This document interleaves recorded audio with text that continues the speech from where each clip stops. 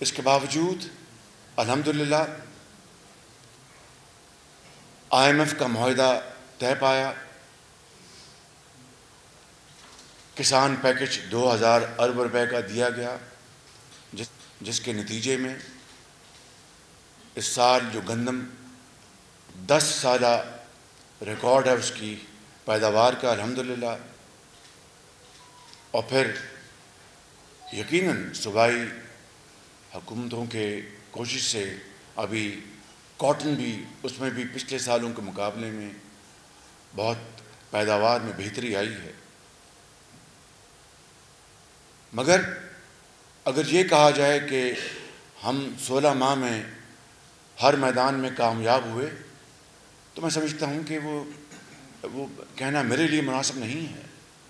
لیکن میں یہ ضرور کہوں گا کہ ہم نے مسائل حل کرنے کے لیے جان توڑ کوشش کی، اس میں کوئی کمی نہیں کی۔ وسائل کو بچانے کے لیے آپ اندازہ کریں کہ اگر خدا نخواستہ پاکستان دیوالیہ ہو جاتا تو کیا صورت گری ہوتی؟ پٹرول پمپ خالی ہوتے، قطاریں لگی ہوتی، زندگی بچانے والی ادویات ناپید ہوتی، ہماری جو امپورٹس جس کو درآمدات کہتے ہیں، جو ضروری درآمدات تیل، ادویات، خوراک، مشینری، صنعت کے لیے، زراعت کے لیے، را مٹیریلز، خام مال، ان کی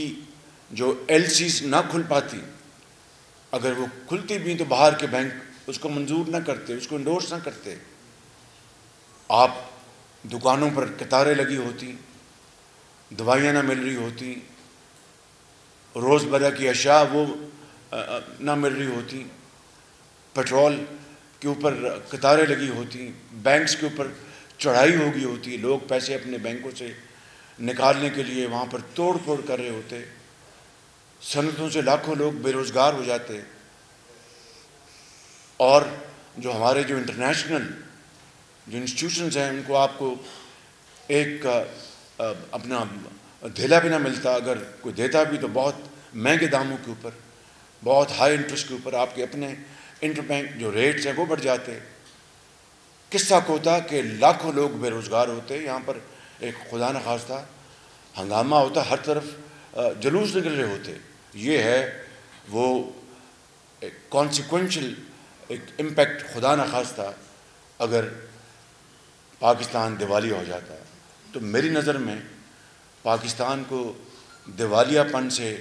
بچانے کے لیے اللہ تعالیٰ نے جو ہماری مدد کی، اور میں اپنے قائد میاں محمد نواز شریف اور مخلوط حکومت کا شکر گزار ہوں کہ انہوں نے پورا اس میں ساتھ دیا۔ اب آگے چلتے ہیں تو آپ دیکھیں کہ ہم نے بجٹ میں یوتھ پیکج دیا، میں تفصیل میں نہیں جا رہا، جس میں ووکیشنل ٹریننگ کے لیے یوتھ لونز اربوں روپے کے دیے، ہم نے سپورٹس کے لیے لیپ ٹاپس دیے، جو ماضی کا نواز شریف کی لیڈرشپ میں ایک تسلسل ہے۔ پھر آپ نے دیکھا کہ IMF کے معاہدہ کے وقت میں نے اس بات کا مطالبہ کیا کہ 200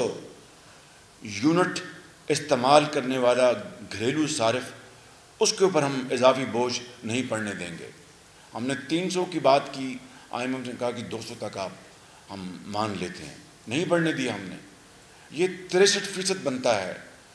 پاکستان کے گھریلو صارفین کا، ایک بڑی حقیقی خدمت تھی۔ لیکن جب میں نے IMF سے یہ کہا کہ کراس سبسڈی ہم تیل اور پیٹرول میں بھی کریں گے، یعنی بڑے لوگوں کو ان کو ہیوی ٹیکس لگائیں گے تیل کے اوپر اور ان کے بڑی گاڑیوں کے پیٹرول کے کنزمپشن کے اوپر، اور وہ جو اضافی رقوم ہوں گی اس کو ہم استعمال کریں گے غریب آدمی کے لیے،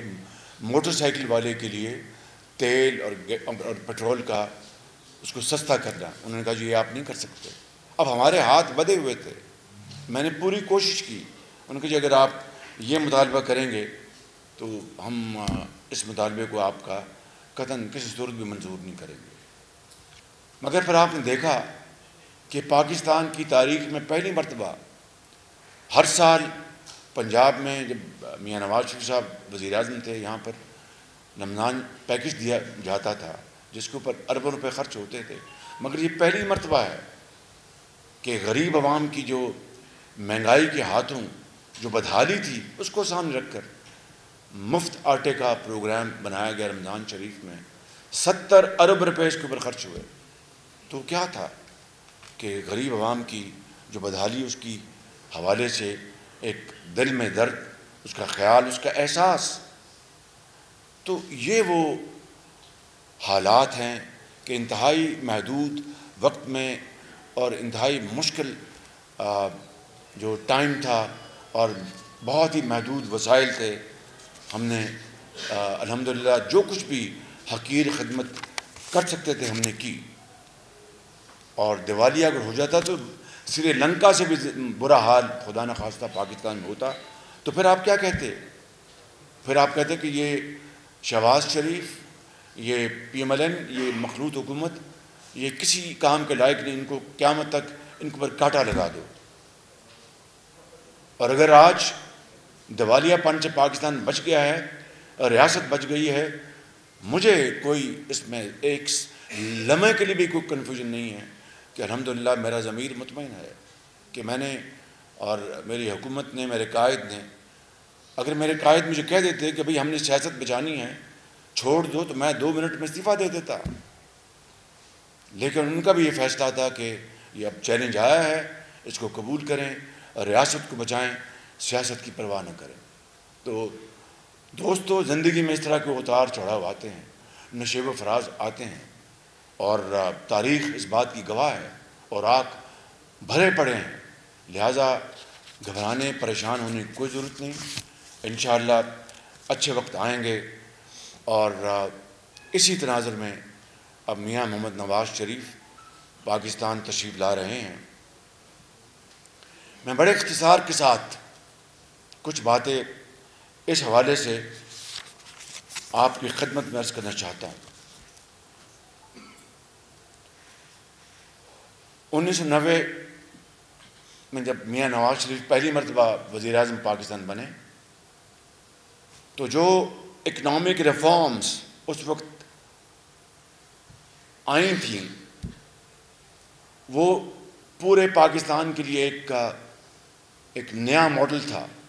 لوگ باتیں کر رہے تھے کہ یہ اتنی بڑی ریفارمز کیا پاکستان اس کا متحمل ہو سکتا ہے؟ چونکہ اس وقت کے صدر چونکہ اب اس دنیا میں نہیں، تو میں ان کے حوالے سے کوئی بات نہیں کرنا چاہوں گا کہ ان کے اس نواز شریف صاحب کے ریفارم پیکج کے حوالے سے کیا خیالات تھے، لیکن یہ حقیقت ہے کہ پاکستان کا روپیہ، اس کی قدر ہندوستان کے روپے سے زیادہ تھی، اور ہندوستان کے وزیر خزانہ نے میاں نواز شریف کے اس اکنامک ریفارم ماڈل کو وہاں پر اس کو کاپی کیا ہندوستان میں، اور کوئی چھپایا نہیں